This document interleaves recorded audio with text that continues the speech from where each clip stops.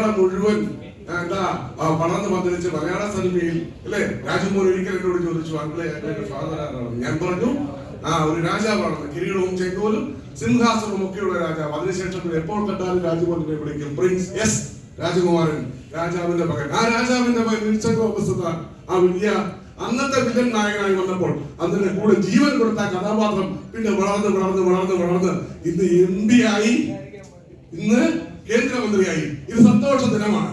ആ സന്തോഷ ദിനത്തിൽ അദ്ദേഹത്തിന്റെ സാന്നിധ്യത്തിന് കേരള ഫിലിം ചേംബർ ഓഫ് കൊമേഴ്സിന്റെ എല്ലാ ആദരവും പറഞ്ഞുകൊണ്ട് Kerala film chamber of commerce മലയാള സിനിമയിൽ ഇന്ന് സാമ്പത്തികമായി മുന്നോട്ട് വരുവാനും മലയാള സിനിമയുടെ തകർച്ചയിൽ മലയാള സിനിമയെ ഇല്ലാത്ത കാര്യങ്ങൾ പറഞ്ഞ് ഈ നാട്ടിൽ വളരെ മോശമായി മേച്ചമായി ചിത്രീകരിക്കുമ്പോൾ ഈ Kerala film chamber of commerce ശക്തിയോടെ മുന്നോട്ട് വന്നുകൊണ്ട് നാളുകളിൽ നല്ല മാതൃകകൾ കാണിക്കട്ടെ എന്ന് മാത്രം ആശംസിക്കുന്നു. ഞാൻ എന്റെ ആമുഖം അവസാനിപ്പിക്കുന്നത് മറ്റൊന്നുകൊണ്ടല്ല, സമയക്കുറവുകൊണ്ട് മാത്രമാണ്. Thank you so much. ലോക സമസ്ത സുഖവും പറഞ്ഞു. Thank you so much.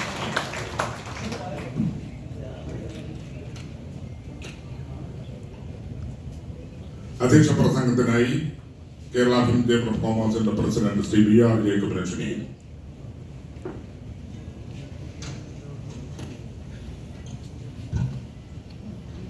ബഹുമാനപ്പെട്ട കേന്ദ്ര ടൂറിസം പെട്രോളിയം വകുപ്പ് മന്ത്രി ശ്രീ സുരേഷ് ഗോപി, വേദിയിലെ മറ്റു വിശിഷ്ട വ്യക്തികളെ, പ്രിയ ചേംബർ മെമ്പർമാരെ, എനിക്ക് സുരേഷ് ഗോപിയെ ഞാൻ ആദ്യമായിട്ട് കാണുന്നത് ഞാൻ പൊതുപരിപാടിയിൽ കാണുന്നത് സുരേഷ് ഏട്ടൻ നമ്മുടെ ക്ഷേമനിധി ബോർഡ് ചെയർമാനായിരിക്കുന്ന സമയത്ത് ക്ഷേമനിധി ലോട്ടറി ടിക്കറ്റിന്റെ ഒരു വിൽപ്പനയുമായിട്ട് തൃശ്ശൂർ ജില്ലയിൽ അന്ന് ചാർജ് സുരേഷ് ഏട്ടനാണ്. ആ സുരേഷ് ഏട്ടനാണ് സുരേഷ് ഗോപിനെ അന്ന് പൊതു പബ്ലിക് പരിപാടിക്ക് സുരേഷ് ഗോപിയെ കൊണ്ടുവരുന്നത് തന്നെ സുരേഷ് ഏട്ടനാണ്. അത് തൃശ്ശൂർ ജില്ലയിൽ. ആ തൃശ്ശൂർ ജില്ലയിൽ നിന്ന് പൊതുപരിപാടിക്ക് വരുമ്പോൾ ഒരിക്കലും പ്രതീക്ഷിച്ചില്ല ഇങ്ങനെ ഞങ്ങൾക്ക് ഒരു MP-യെ നമ്മുടെ ജില്ലയിൽ ഇങ്ങനെ MP-യും ഒരു മന്ത്രിയായിട്ട് വരുന്നത് ഞങ്ങൾ ഒരിക്കലും പ്രതീക്ഷിച്ചില്ല. ഞങ്ങൾക്ക് അതിലിപ്പോൾ അഭിമാനമുണ്ട്. അദ്ദേഹത്തിന് ഞങ്ങൾക്ക് കിട്ടിയതിലും തൃശ്ശൂർക്കാർക്ക് കിട്ടിയതിലും ഞങ്ങൾക്ക് അഭിമാനമുണ്ട്. അദ്ദേഹത്തിന്റെ പ്രവർത്തനങ്ങൾ നല്ല രീതിയിൽ മുന്നോട്ട് പോകും. അതിനുള്ള ഈശാനന്ദ അദ്ദേഹത്തിന് കൊടുക്കട്ടെ എന്ന് പറയുന്നു. പിന്നെ സിനിമാ വ്യവസായത്തിലെ വിശദമായിട്ടുള്ള നമ്മുടെ ഇപ്പോഴത്തെ പ്രശ്നങ്ങളെ പറ്റി നമ്മളൊരു നിവേദനം അദ്ദേഹത്തിന് സമർപ്പിക്കുന്നുണ്ട്.